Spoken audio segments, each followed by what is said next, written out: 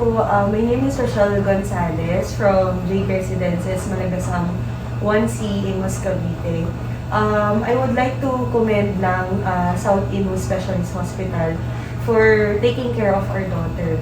From emergency services up to admitting, the staff and the doctors are very accommodating and very informative. We felt secured and also nakita namin na inaasikaso nila si baby hanggang sa paglabas namin. And we are happy na nagkaroon ng magandang result and hindi napatagal ang sickness ni baby.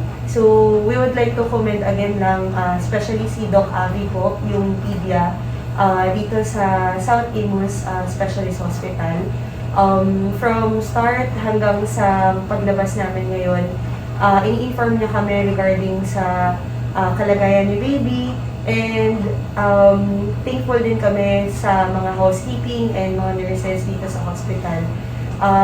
We really recommend this hospital kasi maganda yung service na binibigay nila, and nakikita talaga namin na all the staff and all the doctors are very professional and aalagaan ka nila. So, yan lang. Thank you, South Imus Specialist Hospital.